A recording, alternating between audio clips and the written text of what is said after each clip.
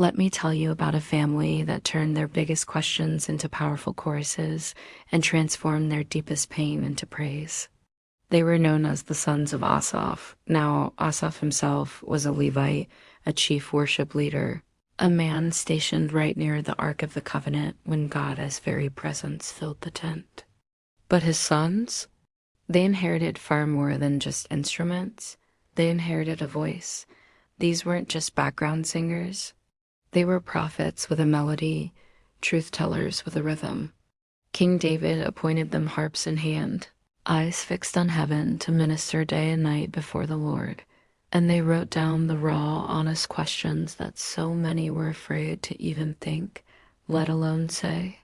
How long, O Lord? Why do the wicked prosper? Has God forgotten us? See, these are not polished, perfect prayers. They are gut-wrenchingly honest ones. The sons of Asaph didn't fake their faith. They wrestled with God out in the open, and they chose to worship anyway. This is the heart of true praise. It's not about pretending everything is fine. It's about declaring God is good even when everything feels wrong. There's this incredible story where King Jehoshaphat and the people of Judah are surrounded by a massive, terrifying army. And what does the king do? He does something that sounds absolutely wild. He puts the singers at the very front of his army. Not the strongest soldiers, but the singers. And who do you think was leading the song? It was Asaph's lineage.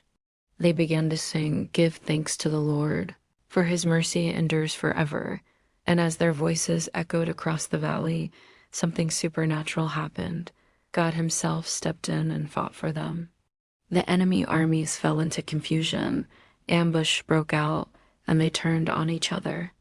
Victory came not through swords, but through a song. This shows us that praise isn't about denying our reality. It's about aligning ourselves with God as reality.